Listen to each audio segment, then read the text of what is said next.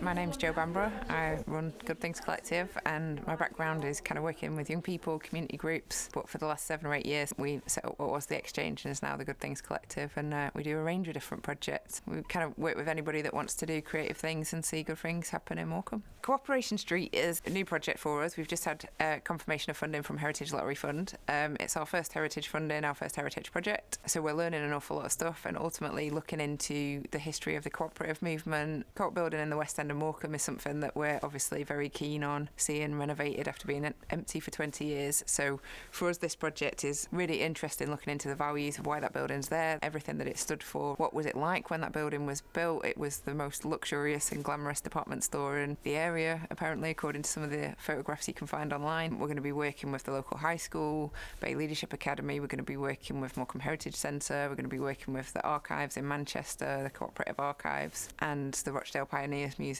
There's other groups in the area as well. I think we're going to work with Learning Together, which is an amazing local kind of small charity. So we're going to be working with a lot of new people. Anybody that's interested in getting involved in the project can get involved in the project. So there'll be trips available, there'll be workshops and banner making, there'll be chance for people to learn new skills, people to experience new things, go to new places, and hopefully learn lots of things about, you know, what the cooperative movement was. My name's Steve. I'm one of the creative artists on the cooperative project, Co-operation Street. I am a sort of multi-skilled artist, but on this project I'm focusing on oral history and some creative writing.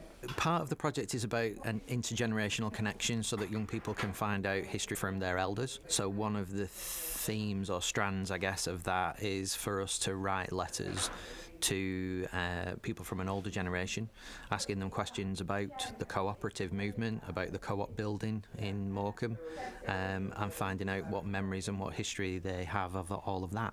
I think they're going to hopefully gather some stories and some history and knowledge that they didn't have prior to the project, but also some skills as well. So, you know, people don't write letters anymore. That's how I'm sort of pitching this. Everybody uses anything else, any other digital ways of keeping in contact with people. So to actually get a pen and paper and write a letter, you know, there's an art to that. I'm Charlotte and I'm part of the Co-operation Street project. I'm a illustrator. I use pen, print, collage to make my illustrations. In the workshops, we are going to look at packaging of a co-op and tea packaging in particular. The co-op had a whole variety of different teas, and for each cooperative shop or area they had a different blend of tea. We're going to look at the packets of tea and the packaging, and then we're going to make a new tea packet design. What the participants will get out of the workshop hopefully will be to look at advertising and the power of advertising and what some of the old co-op adverts were trying to portray, and then we'll also be looking at design, so they'll get some design skills, and we're going to display it in our Co-operation Street shop. I'm Jules. I volunteer here at the Good Things Collective at the Arndale in Morecambe. I've volunteered for the past 6 or 7 years now. In the banner making project, I hope to really explore and research the symbolism that went into the decorative aspects of the banners. Initially, you look at banners and they just look pretty things, but when you take a magnifying glass to them, as it were, you find out there's a lot of meanings going on. For instance, with the cooperative movement, you'll often see B's, which stand for industry and busyness. I'm hoping the participants will obviously enjoy getting their hands busy and working with crafts and art, but I also hope that they will learn something of the history of these banners, where they came from, and the possibilities of where we could take them to next.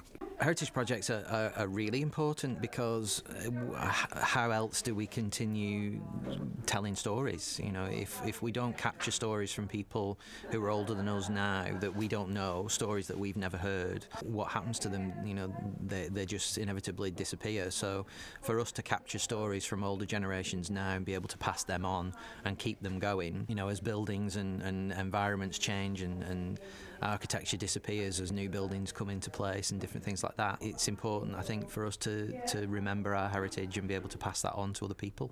So there doesn't seem to be very much information about the cooperative in Morecambe, so we're kind of hoping that we'll find out more than we currently know about it. We're kind of looking at a lot of projects at the moment around kind of wellbeing, economy, and how we can kind of create a slightly more equitable or fair kind of context for our community. It's going to be really interesting looking into kind of how our experience now compares with the experience in times gone by.